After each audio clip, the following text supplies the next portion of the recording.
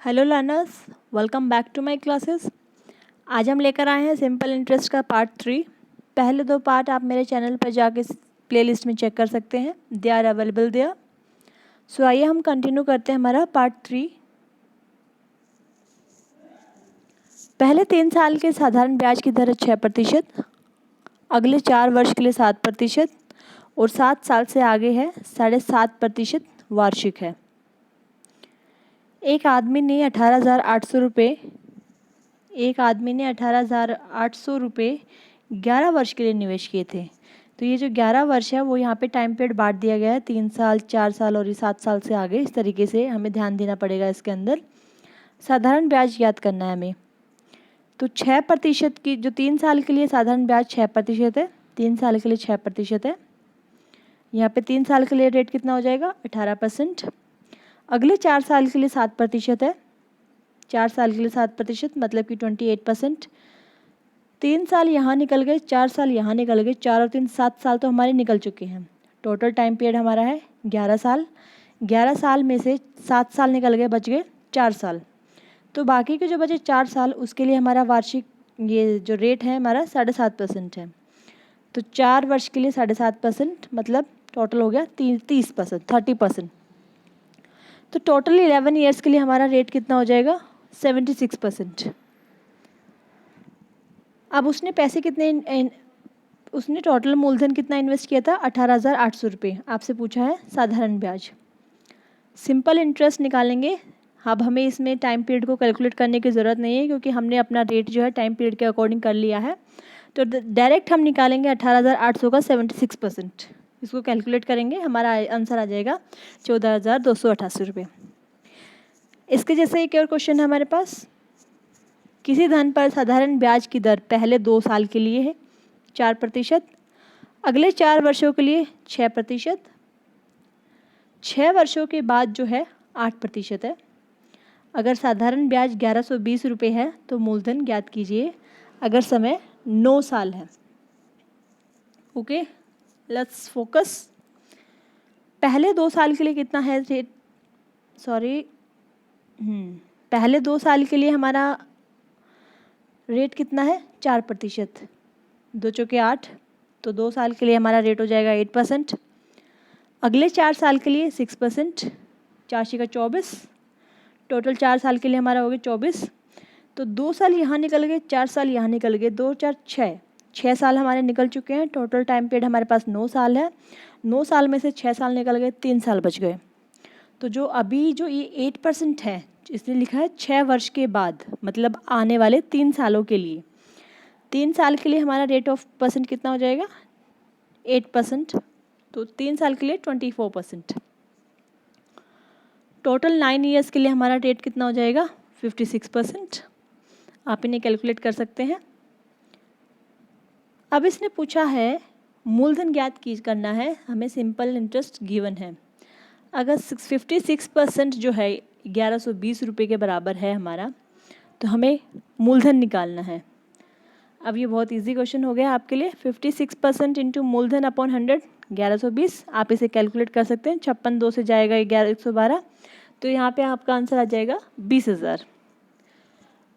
ऐसे क्वेश्चन भी आपके पेपर में आते हैं। अगर इस क्वेश्चन को आप अपने बेसिक मेथड से सॉल्व करेंगे, पहले 2 साल के लिए अलग निकालेंगे, फिर 3 साल के लिए अलग निकालेंगे और फिर बाकी के टाइम पीरियड के लिए अलग निकालेंगे एंड देन फिर कैलकुलेट करेंगे, ये बहुत मैसी हो जाएगा और बहुत लेंथी हो जाएगा। आप इसको इस ट्रिक से भी कर सकते हैं। ये ट्रिक आपको याद करनी पड़ेगी, याद रखनी पड़ेगी। आप इसे प्रैक्टिस कर सकते हैं because practice makes a man perfect, और ये मेंटल मैथ्स है। आप प्रैक्टिस कर करके ही मैथ्स को मेंटल कर सकते हैं। So let's have a next question. कोई धन 3 वर्ष में अपने आप का 8 गुना हो जाता है। ओके, कितने समय में अपने आप का वो 64 गुना हो जाएगा। दिख तो ये 2 ही लाइन का क्वेश्चन रहा है लेकिन ये है बहुत interesting. So let's have a look. कोई धन 3 साल में अपने आप का 8 गुना हो जाता है। 8 गुना होने का मतलब ये है कि उसको 1 रुपया तो मिला ही मिला, साथ में प्लस में 7 रुपये जो मिला वो सिंपल इंटरेस्ट है, तभी उसका वो 8 गुना में बोल रहा है। ₹1 अगर उसने दिया है तो उसको 3 साल के बाद ₹8 मिल रहे हैं, हो तो गए वो 8 गुना ही, लेकिन ₹1 उसका खुद का था मूलधन और ₹7 उसमें क्या हो जाएगा, सिंपल इंटरेस्ट। तो हम देखते हैं इसका सॉल्यूशन। माना हमने दिया ₹1, ₹1 जो है वो 8 गुना कब हो रहा है, 3 साल में। इसमें सिंपल इंटरेस्ट छुपा हुआ है हमारा ₹7। तो मतलब कि 3 साल में जो सिंपल इंटरेस्ट बन रहा है वो ₹7, अगले 3 साल में भी ₹7 बनेगा। तो अगले 3 साल में हमारा जो ₹15 हो जाएगा खुद का, वो 15 गुना हो जाएगा। लेकिन हमें कितना चाहिए, 64 गुना। 64 गुना मतलब कि 64 गुना में ₹63 तो ऐसा ही हो गया, और ₹1 उसका प्रिंसिपल था ही। तो ₹7 जो SI हो रहा है वो हो रहा है 3 साल में। तो ₹63 SI कितने साल में होगा, 7 निमा 63, 3 निमा 27। तो ₹63 सिंपल इंटरेस्ट होने के लिए उसको चाहिए 27 साल। ₹63 में 27 साल में ₹63 सिंपल इंटरेस्ट मिलेगा, और एक उसको खुद का रुपया जो उसने मूलधन के रूप में दिया था वो 63 और एक 64, 64 गुना हो जाएगा 27 साल में। मैं आपको फिर से रिपीट करती हूँ। 1 साल माना ₹1 हमने दिया, 8 गुना कब हो रहा है वो, 3 साल में। इस 8 गुना में ₹8 में हमारा ₹1 प्रिंसिपल भी था, सिंपल इंटरेस्ट हमारा ₹7 हो गया। अगले 3 साल में फिर ₹7, अगले 3 साल में फिर ₹7। 64 गुना में भी ऐसा ही है, ₹1 हमारा प्रिंसिपल है और ₹63 हमारा सिंपल इंटरेस्ट है। ₹7 सिंपल इंटरेस्ट हमारा 3 साल में बन रहा है। तो ₹63 होने के लिए कितने साल चाहिए हमें, 9 से गुना करके देखेंगे, 7 निमा 63।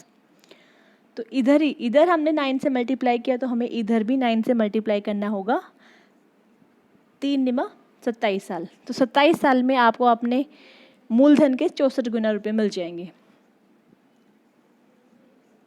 ऐसा ही एक क्वेश्चन मैंने आपको सिंप्लीफिकेशन प्रैक्टिस के लिए दिया है। कोई धन 4 साल में 4 गुना हो जाता है, कितने समय में 13 गुना होगा। Let me give you a hint. 4 साल में 4 गुना हो रहा है, मतलब कि ₹1 अगर आपने दिया तो 4 साल बाद ₹4 आप उसको वापस कर रहे हैं, तो ₹1 तो आपने वही दिया ना जो आपने उससे उधार लिया था। तो मतलब आपने सिंपल इंटरेस्ट कितना दिया, ₹3। 4 साल में अगर ₹3 सिंपल इंटरेस्ट बन रहा है, तो यहाँ पे पूछा है 13 गुने। 13 गुना मतलब कि ₹1 उसका मूलधन निकाल दीजिए और ₹12 सिंपल इंटरेस्ट। ₹3 4 साल में, ₹12 कितने टाइम पीरियड में। अब आप इसका खुद ही सॉल्यूशन कर सकते हैं। आप मुझे इसका आंसर कमेंट सेक्शन में बता सकते हैं। That's all for now. Thank you all. I want to say thanks to you who guys subscribe my channel and like the video. And please I request to all of you, if you like the session and आप जो भी extra कुछ भी topics चाहते हैं, आप please मुझे comment section में बता सकते हैं। Thank you for now. Please subscribe my channel and press the bell icon. Thank you. Stay tuned. Be safe.